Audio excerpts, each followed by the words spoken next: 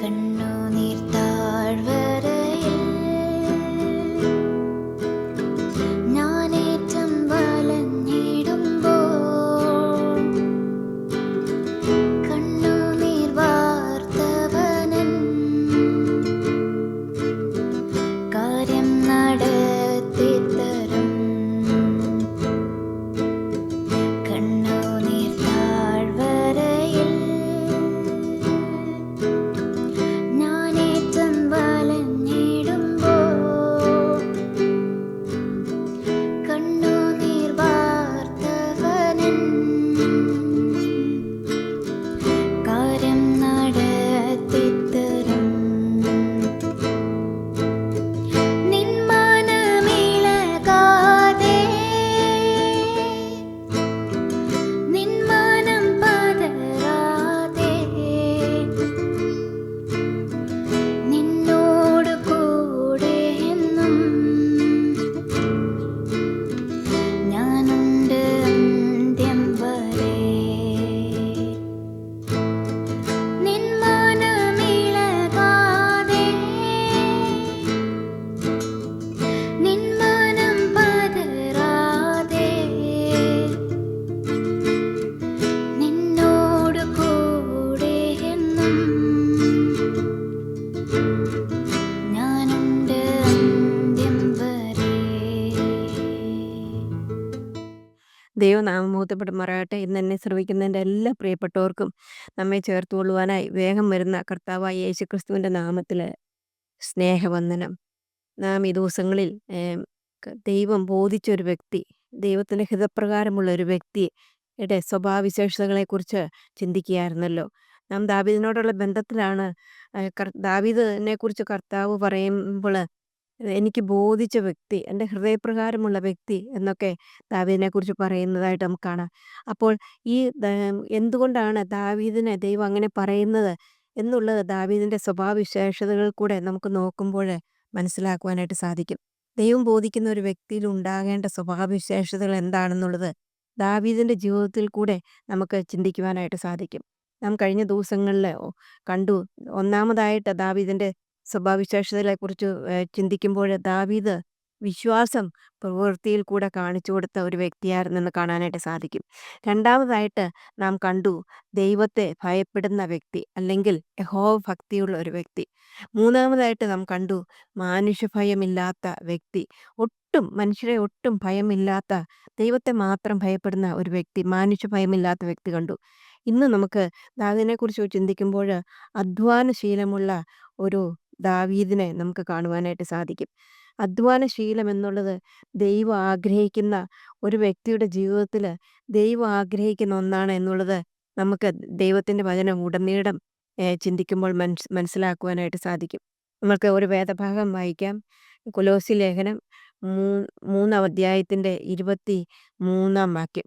നിങ്ങൾ ചെയ്യുന്നതൊക്കെയും മനുഷ്യർക്കെന്നല്ല കർത്താവിനെന്ന പോലെ മനസ്സോടെ ചെയ്യുവീൻ. അവിടെ അവകാശം എന്ന പ്രതിഫലം കർത്താവ് തരുമെന്നറിഞ്ഞ് കർത്താവായ ക്രിസ്തുവിനെ സേവിപ്പൻ. നമ്മുടെ ജീവിതത്തിൽ ഒരു വ്യക്തിക്ക് ഉണ്ടാകേണ്ട ഒരു സ്വഭാവ വിശേഷതയാണ് അത്. എന്ത് ചെയ്താലും നിങ്ങൾ ചെയ്യുന്നതൊക്കെയും മനുഷ്യർക്കെന്നല്ല കർത്താവിന് എന്നവണ്ണം ചെയ്യുക. കർത്താവിന് എന്നവണ്ണം ചെയ്യുക എന്ന് പറഞ്ഞാൽ വിശ്വസ്തയോടും വളരെ ഹാർഡ് വർക്കിംഗ് ആയിട്ട് നമ്മൾ ഒരു കാര്യം ചെയ്യണമെന്ന് കർത്താവ് ആഗ്രഹിക്കുന്നു. കർത്താവിനെ സേവിക്കുന്ന ഒരു വ്യക്തി അവർ മടിയന്മാരായിരിക്കണമെന്ന് കർത്താവ് ആഗ്രഹിക്കുന്നില്ല. ഹാർഡ് വർക്കിംഗ് ആയിട്ടുള്ള ഒരു വ്യക്തിയാണ് കർത്താവ് എപ്പോഴും ഉപയോഗിച്ചിട്ടുള്ളത് എന്ന് നമുക്ക് ദൈവത്തിൻ്റെ വചനത്തിൽ നിന്ന് മനസ്സിലാക്കുവാനായിട്ട് സാധിക്കും. നമ്മൾ ഇവിടെ ദാസന്മാരെക്കുറിച്ച് പറയുന്ന സന്ദർഭത്തിലാണ് കർത്താവ് ഇത് പറയുന്നത്. അവിടെ പറയുകയാണ്, നിങ്ങൾ ചെയ്യുന്നതൊക്കെയും, അവർ യജമാനെ സേവിക്കുന്നത്, എല്ലാ ജോലികളും ചെയ്യേണ്ടി വരും. ഒരു പാത്രം കഴുകുന്നത്, മുറിയടിക്കുന്നത്, ബാക്കിയുള്ള എല്ലാ കാര്യങ്ങളും അവിടെ ദാസൻ യജമാന്മാർക്ക് വേണ്ടി ദാസന്മാർ ചെയ്യുന്ന പ്രവൃത്തികളെക്കുറിച്ച് പറഞ്ഞിട്ട് പറയാണ്, നിങ്ങൾ ചെയ്യുന്നതൊക്കെയും മനുഷ്യർക്കെന്നല്ല കർത്താവിനെന്ന പോലെ മനസ്സോടെ ചെയ്യുവിൻ. അവകാശം എന്ന പ്രതിഫലം കർത്താവ് തരുമെന്നറിഞ്ഞ് കർത്താവായ ക്രിസ്തുവിനെ സേവിപ്പിൻ. അങ്ങനെ നമ്മൾ ഏം, മനസ്സോടെ കർത്താവിന് ചെയ്യുന്ന പോലെ വിശ്വസ്തയോടും സത്യസന്ധതയോടും അതുപോലെ ഏം, ആം, ആ, അധ്വാനശീലത്തോടും കൂടെ ചെയ്തു കഴിഞ്ഞാൽ കർത്താവ് പ്രതിഫലം തരും. കർത്താവ് നമ്മളെ എടുത്ത് ഉപയോഗിക്കും എന്നുള്ളത് നമുക്ക് ഏം, ഏം, പല ഭാഗങ്ങളിൽ നിന്നും മനസ്സിലാക്കുവാനായിട്ട് സാധിക്കും. നമുക്ക് ന്യായാധിപന്മാരുടെ പുസ്തകത്തിൽ നമുക്ക് ഒരു വേദഭാഗം വായിക്കാം. അവിടെ ന്യായാധിപന്മാർ 6-ാം അധ്യായത്തിന്റെ 11-ാം വാക്യത്തിൽ വായിക്കുന്നത്, അനന്തരം യഹോവയുടെ ദൂതൻ വന്ന് ഒഫ്രയിൽ അബ്യോസ്യനായ യോവാസിന്റെ കരുവേലകത്തിന് കീഴിരുന്നു. അവന്റെ മകനായ ഗിദെയോൻ ഗോതമ്പ് മിദ്യാരുടെ കയ്യിൽ പെടാതിരിക്കേണ്ടതിന് മുന്തിരിച്ചക്കിനരികെ വെച്ച് മെതിക്കുകയായിരുന്നു. യഹോവയുടെ ദൂതൻ അവന് പ്രത്യക്ഷനായി, അല്ലയോ പരാക്രമശാലി, യഹോവ നിന്നോട് കൂടെയുണ്ട് എന്ന് അവനോട് പറഞ്ഞു. ഗിദെയോൻ അവനോട്, അയ്യോ യജമാനായ യഹോവ നമ്മോട് കൂടെ ഉണ്ടെങ്കിൽ നമുക്കിതൊക്കെയും ഭവിക്കുന്നത് എന്ത്? യഹോവ നമ്മെ മിസ്രയീമിൽ നിന്ന് കൊണ്ടുവന്നു എന്ന് നമ്മുടെ പിതാക്കന്മാർ നമ്മോട് അറിയിച്ചിട്ടുണ്ട്. ആ, അവന്റെ അത്ഭുതങ്ങളൊക്കെ എവിടെ? ഇപ്പോൾ യഹോവ നമ്മെ ഉപേക്ഷിച്ചു മിദ്യാരുടെ കയ്യിൽ ഏൽപ്പിച്ചിരിക്കുന്നുവല്ലോ എന്ന് പറഞ്ഞു. അപ്പോൾ യഹോവ അവനെ നോക്കി, നിന്റെ ഈ ബലത്തോടെ പോക, നീ ഇസ്രായേലിനെ മിദ്യാന്യരുടെ കയ്യിൽ നിന്ന് രക്ഷിക്കും. ഞാനല്ലയോ നിന്നെ അയക്കുന്നത് എന്ന് പറഞ്ഞു. അവൻ അവനോട്, അയ്യോ കർത്താവേ, ഞാൻ ഇസ്രായേലിനെ എങ്ങനെ രക്ഷിക്കും? മനശ്ശെയിൽ എൻ്റെ കുലം എളിയതും എൻ്റെ കുടുംബത്തിൽ വെച്ച് ഞാൻ ചെറിയവനുമാണ്. യഹോവ അവനോട് പറയുകയാണ്, ഞാൻ നിന്നോട് കൂടിയിരിക്കും.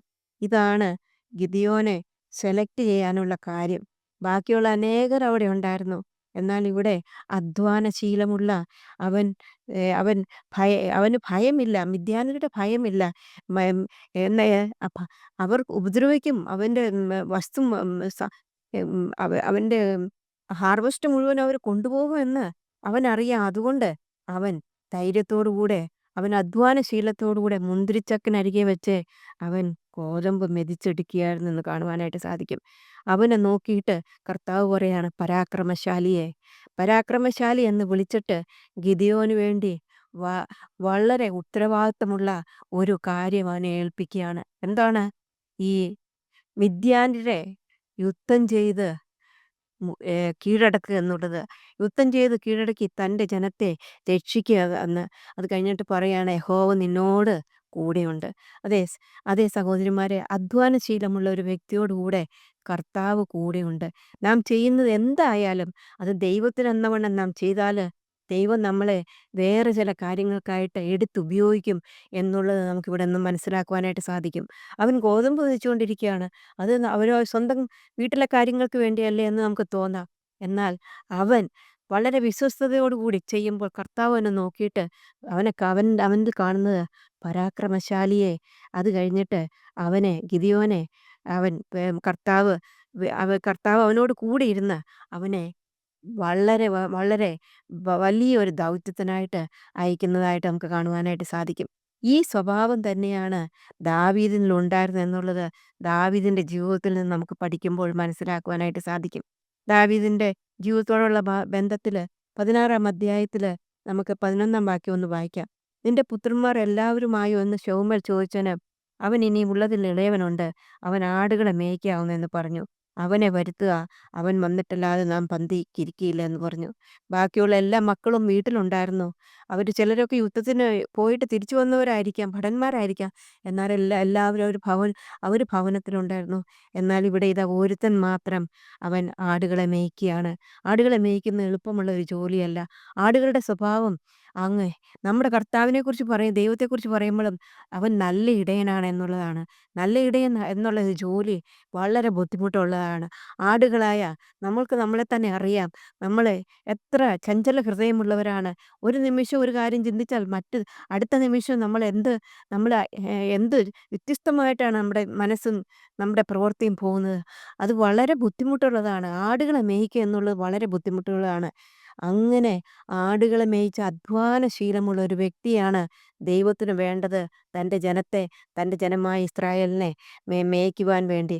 അതുകൊണ്ട് അധ്വാനശീലമുള്ള, അല്ലെങ്കിൽ ആടുകളെ മേയ്ക്കുന്ന ആ ദാവീദിനെയാണ് രാജാവാകുവാൻ ദൈവം തിരഞ്ഞെടുത്തതെന്ന് നമുക്ക് കാണുവാനായിട്ട് സാധിക്കും. ഇവൻ ആടുകളെ മേയ്ക്കുന്ന അതേ സമയം തന്നെ 18-ാം വാക്യത്തിൽ അവനെക്കുറിച്ച് പറയുന്നത്, ബേത്ലഹേമിനായ യിസ്സായിയുടെ ഒരു മകനെ ഞാൻ കണ്ടിട്ടുണ്ട്. അവിടെ 6-7 മക്കളുണ്ട്. എന്നാൽ അവിടെ പറയുന്ന ഒരു മകനെ കണ്ടിട്ടുണ്ട്. അവൻ കിന്നര വായനയിൽ നിപുണനും പരാക്രമശാലിയും യോദ്ധാവും വാക്ചാതുര്യമുള്ളവനും കോമളനുമാകുന്നു. യഹോവയും അവനോട് കൂടെ ഉണ്ട്. ഗിദെയോനോട് കർത്താവ് പറഞ്ഞു, "ഞാൻ നിന്നോട് കൂടെ ഇരിക്കും." ഇവനോ ദാവീദിനെക്കുറിച്ച് പറയുമ്പോൾ യഹോവ അവനോട് കൂടെയുണ്ട്. മാത്രമല്ല അവൻ പരാക്രമശാലിയാണ്, യോദ്ധാവാണ്, വാക്ചാതുര്യമുള്ളവനാണ്, കോമളനാണ്. എന്നാല് ഈ ദാവീദിനെക്കുറിച്ച് ഓർക്കുമ്പോൾ അവൻ ഏറ്റവും എളിയ മകനാണ്. അവനധികം പ്രായമില്ല. അവൻ പവിഴനിറമുള്ളവനും സുനേത്രനും കോമളനും രൂപിയുമായിരുന്നു. അവനെക്കുറിച്ചാണ് അവിടെ പറയുന്നത്. അവൻ പരാക്രമശാലിയും യോദ്ധാവും വാക്ചാതുര്യമുള്ളവനും കോമളനുമായിരുന്നു. അത്ര കഴിവ് ഈ ദാവീദിനുണ്ടായിരുന്നു എന്നുള്ളത് നമുക്ക് മനസ്സിലാക്കുവാനായിട്ട് സാധിക്കും. ഈ ചെറുപ്രായത്തിൽ തന്നെ ഈ പരാക്രമശാലി, അധ്വാനശീലമുള്ള ദാവീദിനെയാണ് ദൈവം സെലക്ട് ചെയ്തത് എന്നുള്ളത് നമുക്ക് മനസ്സിലാക്കുവാനായിട്ട് സാധിക്കും. അതിൻ്റെ 22-ാം വാക്യത്തിൽ നാം കാണുന്ന, ആകയാൽ ശൗൽ യിശ്ശായിയുടെ അടുക്കൽ ആളെ അയച്ചു, ദാവീദിനോട് എനിക്ക് ഇഷ്ടം തോന്നിയിരിക്കൊണ്ട് അവൻ എൻ്റെ അടുക്കൽ താമസിക്കട്ടെ എന്ന് പറയിച്ചു. ദൈവ അപ്പോൾ അത് അവിടെ നമുക്ക് കാണുന്നത് ദാ അവന് ശൗലിന് ദാവീദ് ശൗലിൻ്റെ അടുക്കൽ ചെന്നു, അവൻ്റെ മുമ്പാകെ നിന്നു. അവൻ അവനോട് വളരെ സ്നേഹമായി. അവൻ അവൻ്റെ ആയുധവാഹകനായിട്ട് തീർന്നു. അതെ, ആട്ടിടയൻ ആയുധവാഹകനായിട്ട് തീരുന്നതായിട്ട് നമുക്ക് കാണുവാനായിട്ട് സാധിക്കും. അതിനുശേഷം അവൻ്റെ യുദ്ധത്തിൻ്റെ ഒന്നാമത്തെ വ്യക്തിയായിട്ട്, യുദ്ധത്തെ നയിക്കുവാനായി, ശൗലിൻ്റെ യുദ്ധത്തിനെ നയിക്കുവാനുള്ള ഒരു വ്യക്തിയായിട്ട് ദാവീദ് തീർന്നു. മാത്രമല്ല ആ ദാവീദാണ് ഉയർന്നുയർന്ന് ഒരു ഇസ്രായേലിൻ്റെ മുഴുവനും 12 ഗോത്രങ്ങളെയും ഭരിക്കുന്ന വ്യക്തിയായിട്ട് തീർന്നത്. എന്നാൽ അവൻ്റെ ജീവിതത്തോടുള്ള ബന്ധത്തിൽ ആട്ടിടയനായിരുന്ന സമയത്ത് അവൻ അധ്വാനശീലമുള്ളവനായിരുന്നു. അവൻ ശൗലിൻ്റെ കീഴിൽ നിന്നപ്പോൾ അവൻ മടിയനായിരുന്നില്ല, അവൻ അധ്വാനശീലമുള്ള വ്യക്തിയായിരുന്നു. അതുപോലെ തന്നെ വീണ്ടും അവനെക്കുറിച്ച് ഓർക്കുമ്പോൾ അവർ കാട്ടുപ്രദേശങ്ങളിൽ കൂടെ നടക്കുമ്പോഴും ദാവീദിനെക്കുറിച്ച് ഓർക്കുമ്പോൾ അവൻ്റെ കൂടെ ഒത്തിരി പേരുണ്ട്. അവർക്ക് വേണ്ടി കരുതുന്ന അധ്വാനശീലമുള്ള ദാവീദിനെ നമുക്ക് കാണുവാനായിട്ട് സാധിക്കും. അവിടെ നാബാലിൻ്റെ ആടുകളെ നോക്കുന്ന കാര്യത്തിലും അധ്വാനശീലമുള്ള ദാവീദിനെയും കൂട്ടരെയും നമുക്ക് കാണുവാനായിട്ട് സാധിക്കും. ദാവീദിനെ ഏതെല്ലാം സാഹചര്യങ്ങളിൽ നോക്കിയാലും അവൻ രാജാവായിട്ട് വാണെങ്കിലും വളരെ ബുദ്ധിമുട്ടുള്ള ഒരു പ്രൊഫഷനിൽ കൂടി അവൻ പോകുമ്പോഴും അവനെ അത്രമാത്രം സഹായിച്ചത് അവൻ അധ്വാനശീലമുള്ളവനായിരുന്നു എന്ന് നമുക്ക് കാണുവാനായിട്ട് സാധിക്കും. കർത്താവ് നമ്മുടെ ജീവിതത്തിൽ നിന്ന് ആഗ്രഹിക്കുന്നത് അധ്വാനശീലമാണ് എന്നുള്ളത് അനേക വേദഭാഗങ്ങളിൽ നിന്ന് നമുക്ക് വായിക്കുവാനുണ്ട് സാധിക്കും. നമുക്ക് അത് സദൃശവാക്യങ്ങൾ വായിക്കുമ്പോൾ സദൃശവാക്യങ്ങളിൽ ഒത്തിരി സ്ഥലങ്ങളിൽ ഒന്നിനു പുറകായി ഒന്നായിട്ട് അവിടെ നമുക്ക് അധ്വാനശീലമുള്ള വ്യക്തിയുടെ ഗുണങ്ങളെക്കുറിച്ച് കാണുവാനായിട്ട് സാധിക്കും. 10-ന്റെ 4-ാം വാക്യത്തിൽ, സദൃശവാക്യങ്ങൾ 10-ന്റെ 4-ാം വാക്യത്തിൽ കാണുന്നത്, മടിയുള്ള കൈകൊണ്ട് പ്രവർത്തിക്കുന്നവൻ ദരിദ്രനായി തീർന്നു, ഉത്സാഹിയുടെ കയ്യോ സമ്പത്തുണ്ടാക്കുന്നു. 10-ന്റെ 26-ാം വാക്യത്തിൽ നാം കാണുന്നത്, മടിയൻ തന്നെ ആയി ചെറുക്ക പല്ലിനും പുക കണ്ണിനുമാകുന്നത് പോലെ മടിയൻ തന്നെ അയക്കുന്നവർക്കാകുന്നു. അതുപോലെ തന്നെ 12-ന്റെ 27-ാം വാക്യത്തിൽ 12-ന്റെ 24-ാം വാക്യത്തിൽ നാം വായിക്കുന്നത്, ഉത്സാഹിയുടെ കയ്യോ അധികാരം നടത്തുന്നു, മടിയനോ ഊഴിയവേലയ്ക്ക് പോകേണ്ടി വരും. 27-ാം വാക്യത്തിൽ നാം കാണുന്നു, മടിയൻ ഒന്നും വേട്ടയാടി പിടിക്കുന്നില്ല, ഉത്സാഹമോ മനുഷ്യന് വിലയേറിയ സമ്പത്താകുന്നു. 13-ന്റെ 4-ാം വാക്യത്തിൽ നാം കാണുന്നത്, 13 മടിയൻ കൊതിച്ചിട്ട് ഒന്നും കിട്ടുന്നില്ല, ഉത്സാഹിയുടെ പ്രാണനോ പുഷ്ടി ഉണ്ടാകുന്നു. അതുപോലെ 15-ന്റെ 19-ാം വാക്യത്തിൽ നാം കാണുന്നത്, 15-ന്റെ 19-ാം വാക്യത്തിൽ, മടിയന്റെ വഴി മുള്ളുവേലി പോലെയാകുന്നു, നീതിമാന്മാരുടെ പാതയോ പെരുവഴിയാകുന്നു. 18-ന്റെ 9-ാം വാക്യത്തിൽ നാം കാണുന്നത്, വേലിയിൽ മടിയനായവൻ മുടിയന്റെ സഹോദരൻ. 19-ന്റെ 15-ാം വാക്യത്തിൽ നാം കാണുന്ന മടി ഗാഢനിദ്രയിൽ വീഴിക്കുന്നു, അലസചിത്തനൻ പട്ടിണി കിടക്കുന്നു. 19-ന്റെ 24-ാം വാക്യത്തിൽ നാം കാണുന്നത്, അവിടെ നമുക്ക് കാണാനായിട്ട് സാധിക്കുന്നത്, മടിയൻ തൻ്റെ കൈ തളികയിൽ പൂത്തുന്നു, വായിലേക്ക് തിരികെ കൊണ്ടുവരികയില്ല. ഈ സദൃശവാക്യങ്ങൾ ഇനിയും ഒത്തിരി വാക്യങ്ങളുണ്ട്. നാം ആദ്യം മുതൽ നോക്കിയാൽ മടി അത് ദൈവം ഒട്ടും ആഗ്രഹിക്കുന്നില്ല. അവർക്ക് വരുന്ന ഭവിഷ്യത്തുകളെക്കുറിച്ചും വളരെ വ്യക്തമായിട്ട് സദൃശവാക്യത്തിൽ മുഴുവനും എല്ലാ അധ്യായങ്ങളിൽ തന്നെ അധ്വാനശീലത്തിൻ്റെ അധ്വാനശീലത്തിൻ്റെ ഗുണവും മടിയന് സംഭവിക്കുന്ന കാര്യങ്ങളും കാണുവാനായിട്ട് സാധിക്കും. അതുകൊണ്ട് ദൈവം ആഗ്രഹിക്കുന്ന ഒരു ഗുണം ദാവീദിനുണ്ടായിരുന്നു. അതാണ് ദൈവം ബോധിച്ച ഒരു വ്യക്തിയിൽ ആഗ്രഹിക്കുന്നതെന്ന് മനസ്സിലാക്കുവാനായിട്ട് സാധിക്കും. നമുക്ക് 1 തെസ്സലോനിക്കർ 4ൻ്റെ 12 നമുക്ക് 1 തെസ്സലോനിക്കർ 4 അധ്യായത്തിൻ്റെ 12 വാക്യത്തിൽ 4ൻ്റെ 12 വാക്യത്തിൽ നാം കാണുന്നത് അവിടെ കാണുന്നത്, ഒന്നിനും മുട്ടില്ലാതിരിപ്പാനും വേണ്ടി ഞങ്ങൾ നിങ്ങളോട് ആജ്ഞാപിച്ചതുപോലെ അടങ്ങിപ്പാർപ്പാനും സ്വന്തം കാര്യം നോക്കുവാനും സ്വന്തം കൈകൊണ്ട് വേല ചെയ്യുവാനും അഭിമാനം തോന്നണമെന്ന് നിങ്ങളെ പ്രബോധിപ്പിക്കുന്നു. ഇവിടെ 1 തെസ്സലോനിക്കരിൽ പറയുകയാണ്, ദൈവത്തിൻ്റെ ആത്മാവ് പറയുകയാണ്, സ്വന്തം കൈകൊണ്ട് വേല ചെയ്യണം, അതിൽ അഭിമാനം തോന്നണം എന്നുള്ളതാണ്. ജോലി ചെയ്യുമ്പോൾ പാത്രം കഴുകുന്ന എന്ത് ജോലിയാണ്, മുറിയടിക്കുന്ന എന്ത് ജോലിയാണ്, വിറ്റടിക്കുന്ന എന്ത് ജോലിയാണ്? അങ്ങനെയല്ല സഹോദരിമാരെ, നമ്മൾ ചെയ്യുന്ന ജോലിയിൽ നമുക്ക് അഭിമാനം തോന്നണം. നമ്മൾ അടുക്കളയിലായിരിക്കുമ്പോൾ നാം ചെയ്യുന്ന ജോലിയിൽ നമുക്ക് അഭിമാനം തോന്നണം. അവിടെ നാം പറയുന്നുണ്ട്, എന്ത് ചെയ്താലും അത് ദൈവത്തിനെന്ന പോലെ ചെയ്യണം. അത്രയും വിശ്വസ്തയോടുകൂടി, അത്രയും സമർപ്പണത്തോടുകൂടി, അത്രയും അധ്വാനത്തോടുകൂടി നാം ജോലി ചെയ്യണമെന്ന് കർത്താവ് ആഗ്രഹിക്കുന്നു. മാത്രമല്ല, നമ്മുടെ ജോലി അഭിമാനത്തോടുകൂടി നാം ചെയ്യണം. എങ്കിലേ നമ്മളെ ചില കാര്യങ്ങൾക്ക് വേണ്ടി വേർതിരിച്ചെടുക്കുവാനായിട്ട് ദൈവത്തിന് സാധിക്കത്തുള്ളൂ. മടിയനെ കൊണ്ട് ഒന്നിനും സാധിക്കത്തില്ല. മടിയനൊക്കെ ദൈവത്തിന് വേണ്ട, മടിയനെ മനുഷ്യർക്കും വേണ്ട. മുടിയൻ്റെ സന്തതി എന്നാണ് നമ്മൾ വായിച്ചത്. അതാണ് മുടിയനെ ആർക്കെങ്കിലും വേണോ? മുടിയൻ്റെ സന്തതി ആർക്കും വേണോ? വേണ്ട. അതാണ് മടിയൻ്റെ സ്വഭാവവിശേഷം. എന്നാൽ ഉത്സാഹിയുടെ കയ്യ്, അതാണ് ദൈവം ആഗ്രഹിക്കുന്നത്. അതുകൊണ്ട് നമ്മളെ വേല ചെയ്യണം. നമ്മൾ വെറുതെ വേല ചെയ്യുന്നതല്ല, നമ്മൾ ദൈവത്തിനെന്ന പോലെ വേല ചെയ്യണമെന്ന് മാത്രമല്ല, നമ്മുടെ വേലകളെല്ലാം നാം അഭിമാനത്തോടെ ചെയ്യണമെന്നും ദൈവം ആഗ്രഹിക്കുന്നെന്ന് നമുക്ക് മനസ്സിലാക്കുവാനായിട്ട് സാധിക്കും. നമുക്കൊരു വേദഭാഗം കൂടെ വായിക്കാം. 2 തെസ്സലോനിക്കർ 3ൻ്റെ 10 വാക്യത്തിൽ നമ്മൾ പറയുന്ന, വേല ചെയ്യുവാൻ മനസ്സില്ലാത്തവൻ തിന്നുകയും അരുത് എന്ന് ഞങ്ങൾ നിങ്ങളോട് കൂടി ഇരിക്കുമ്പോൾ തന്നെ ആജ്ഞാപിച്ചിട്ടുണ്ടല്ലോ. ഈ വാക്യങ്ങളിൽ നിന്നെല്ലാം നമുക്കൊരു കാര്യം മനസ്സിലാക്കുവാനായിട്ട് സാധിക്കും. ദൈവം ആഗ്രഹിക്കുന്ന സ്വഭാവവിശേഷം, അത് അധ്വാനശീലം. അത് എങ്ങനെയാണ് ഈ അധ്വാനശീലം? അഭിമാനത്തോടുകൂടി അധ്വാനിക്കുന്നവർ, ദൈവത്തിനെന്ന പോലെ അധ്വാനിക്കുന്നവർ, എന്തു ചെയ്താലും ദൈവത്തിനെന്ന പോലെ അധ്വാനിക്കുന്നവർ, അവരെയാണ് ദൈവത്തിന് വേണ്ടത്. ദൈവം ബോധിച്ച വ്യക്തി എന്ന് കാണുവാനായിട്ട് ദാവീദിൽ കഴിഞ്ഞത് ഈ സ്വഭാവ ഗുണമാണ്. അവൻ അധ്വാനശീലമുണ്ടായിരുന്നു.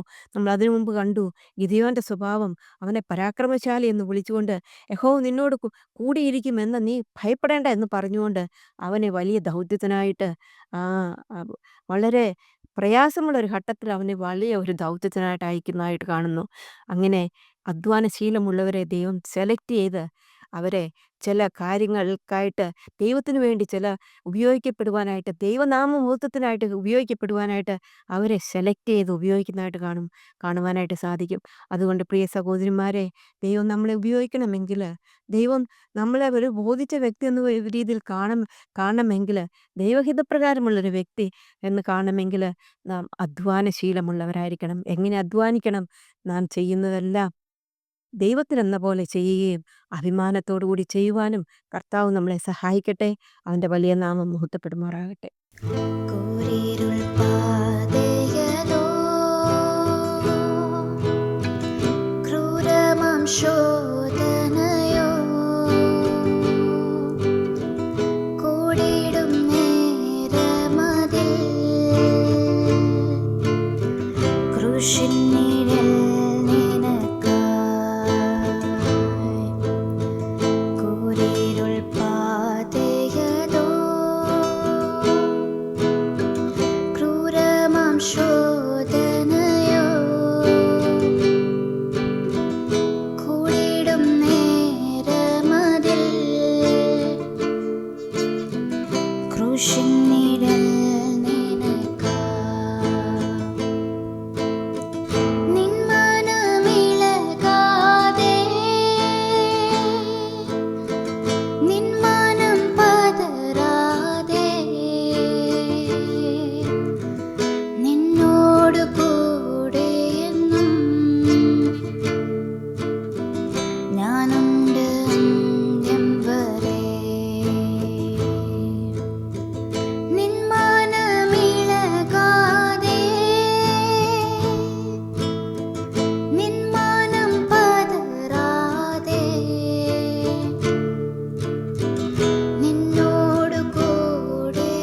എന്നും